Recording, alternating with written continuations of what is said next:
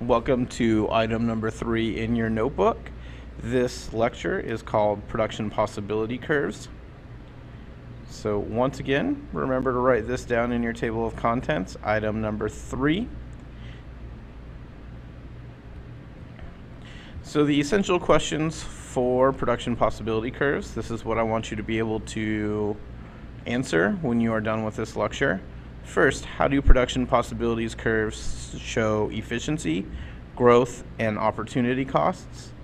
And why does a country's production possibilities depend on its resources and its technology?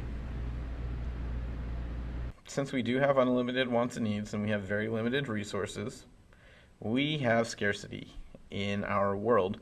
And scarcity forces us to decide how to use our resources effectively.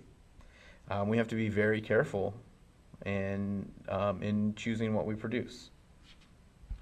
So scarcity exists because our societies are virtually unlimited, or our society's wants and needs are virtually unlimited, and exceed the ability of the economy to meet these wants. Basically, we don't have enough resources to make sure you have everything you've ever wanted. We don't have those kinds of resources. So, how do we allocate those scarce resources? Well, it's actually fairly simple, and that is through what is known as the 3 basic economic questions that every producer has to ask themselves. This is incredibly important and one of the foundational principles of economics, and you must know it and never forget it. This seriously is the reason why economics exists. The 3 basic economic questions, and every producer has to ask themselves these 3 questions. Once again, they're incredibly important. The first question is, if I'm a producer, what am I going to produce? Second question, how am I going to produce it? And then third, for whom am I going to produce? So those are the 3 basic economic questions.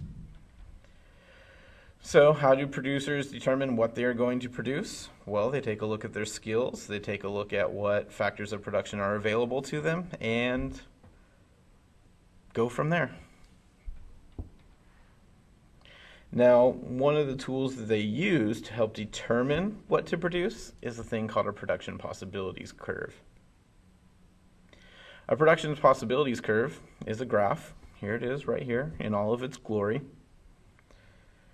And all it shows is every possible combination of 2 products that one company can produce.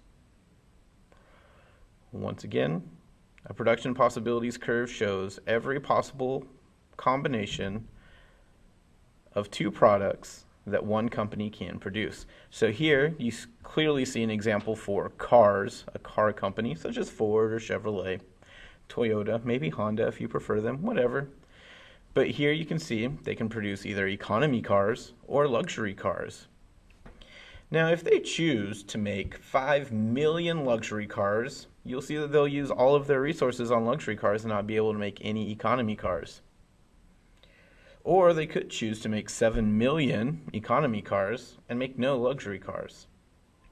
Now, we both know that that's insane and no company would ever produce all of one thing and nothing of another. Most companies like to diversify, have lots of different products that lots of people can use.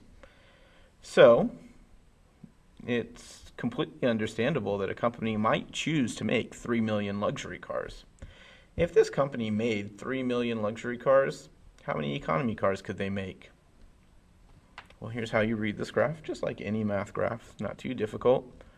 So you see here you have 3 million luxury cars. You follow it up to the line where it intersects the line. You follow it over to the economy cars. And it looks like they can make about 4.5 million economy cars if they choose to make 3 million luxury cars. So those are the kinds of things that production possibilities curves use. And companies can use this projection as a way to figure out where they're going to be most profitable, meaning the point they're going to make the most profit selling their goods. However, when creating a production possibilities curve, there are two assumptions that are made. First, that the amount of available resources and technology will not change during the time being studied. Because if those things changed during the time that we're studying, you would have a different production possibilities curve. So if this company wants to know what they can produce next week, there can't be a technological change in the middle of next week. Second is that all resources being used are utilized as efficiently as possible. So all machines are working, all of our labor is coming in, there aren't any shortages on any of our resources. Everything has to be there, good, and ready to go. So everything has to be as efficient as possible.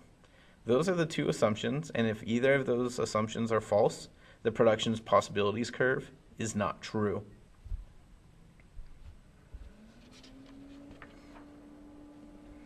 Once again, here's that beautiful production possibilities curve.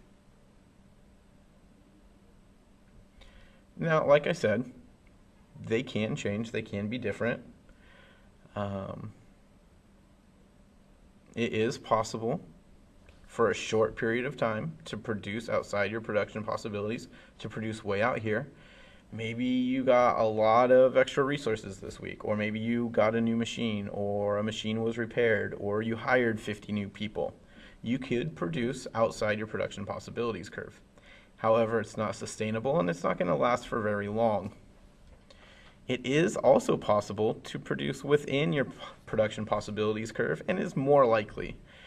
This right here is showing some type of inefficiency in your system. You could be producing out here, but you're producing in here. Now, while this is not great news, if it's close enough to your production possibilities curve, it's not terrible news either. But if your production possibilities curve is way out here and you're producing way down here or even right here, that would be fairly catastrophic. Now, reasons that this production possibilities curve may differ from the current production possibilities is a change in technology or a change in the factors of production, the things we talked about just a couple minutes ago.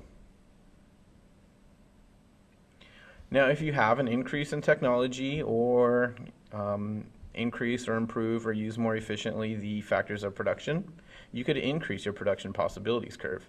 And that graph would look like this. So you see P1 is the original line. P2 is the new line. You can see at every point you make more products. So that is an increase in production possibilities. However, sometimes bad things happen to technology, or sometimes factors of production aren't being used as efficiently as possible. When that happens, you could have a decrease in your production possibilities. So there it is, your very first economics lecture.